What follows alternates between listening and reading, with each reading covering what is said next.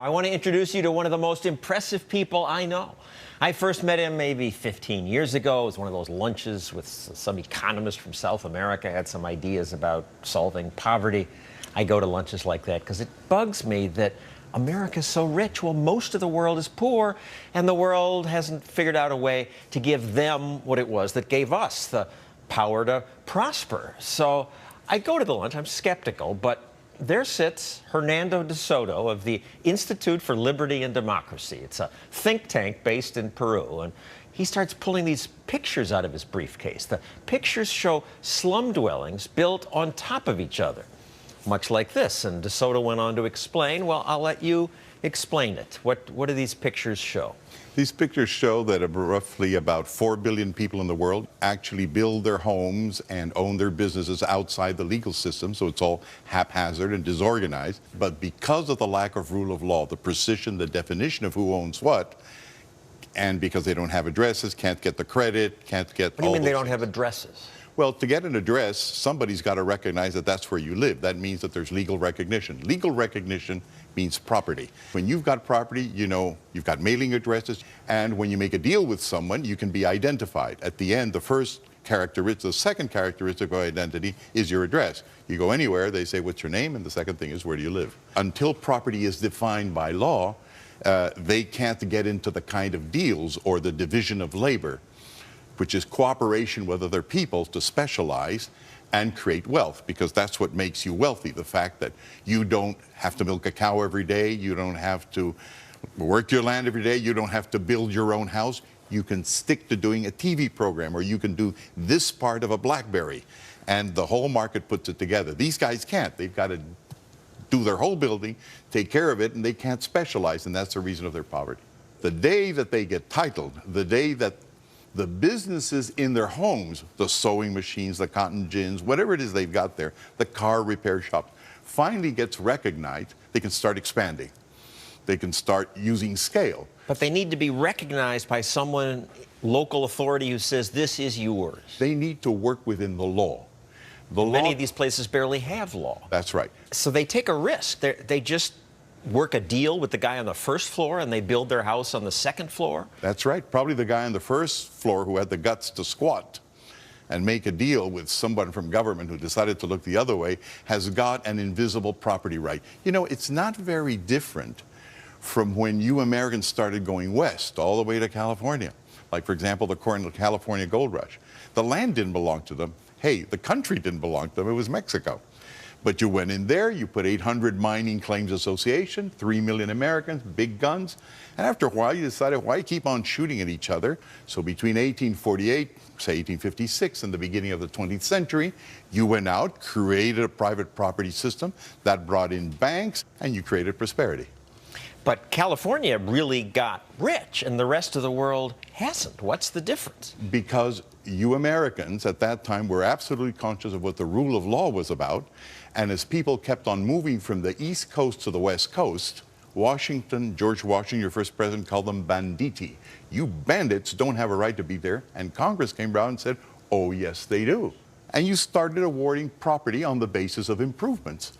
We didn't always have deeds in America. Before deeds and rule of law, American settlers worked out their own generally accepted rights to property.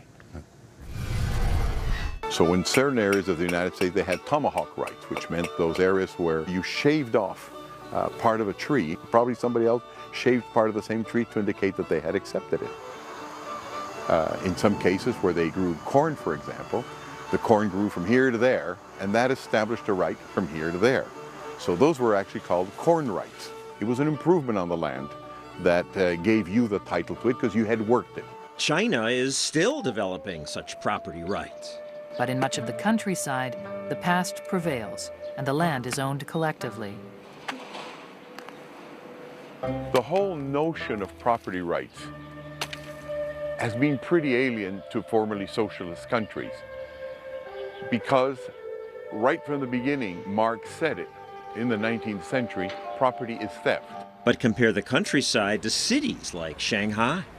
I visited Shanghai about 30 years ago, and none of these buildings existed at that time. It's incredible what happens when you just change the rules of the game. What should the rules of the game be? The rules of the game have to say and recognize who really owns what. Because how you relate to the assets you have determines how you relate to your neighbor and the rest of the world. We work on paper and plastic, and if you don't have what you own on paper and plastic, you will not be recognized according to standard rules and you can't play the game. This idea of a deed protecting property seems simple, but it's very powerful, allows all this commerce between total strangers that wouldn't happen otherwise. It applies to more than just skyscrapers and factories. We at Fox Business cover stock markets. De Soto taught me that they only work because of deed-like paperwork that we trust because we have rule of law. What I'm trading today is roughly 1,000 futures contracts. That represents about 40,000 head of cattle. I never see this cattle. I actually have never been outside of Chicago to the west to see where these animals are. In the United States and Western Europe, your documents go to the market and practically work for you and think for you. In the developing countries and most of the former Soviet Union, the majority of people actually have to bring their animals to market. People in the developing world have cattle, land, and houses the same way they do in the Western world. What is missing is the rule of law. And you say if they just had rule of law, they'd be as rich as we? Oh, yes, of course. But let me tell you, bringing in the rule of law is no easy thing. You're trying it now in Iraq, you ain't getting there. You're trying in Afghanistan, you're not getting there. You started your work in Peru, trying to establish property rights there. You were an economic advisor to the president, and you reformed permit laws to the extent that other countries now invite you to go to, you've gone to Russia, Libya, you met with Gaddafi. 23 countries, Egypt, Honduras, Philippines. So the leaders of these countries, they must get that they're doing something wrong. They get it easier than a North American because, you see, the people who brought in the rule of law and property rights into the United States were in the 18th and 19th century. They were your great-great-great-great-granddaddies. You can't remember that. But in the case of these guys, they see that they're poor relative to your wealth. So it's easier for them to say, where's the difference? They're constantly looking for it so they can recognize it much faster. What we didn't realize over time was that the fact that you could determine that a piece of land went from there to here, you could also do it with a movie script. And you could also do it with an idea, with an invention. And once that there was certainty after who owned what, all of a sudden we started seeing that people trusted the paper more than the object itself, because we'd found through law ways of standardizing it and recognizing it. And on top of that, you built a stock market and you built all that leveraging, which has got you into some kind of trouble now, but without which you wouldn't have gotten where you are today. Property rights gave us the power to prosper. Thank you, Hernando de Soto. Thank you, John.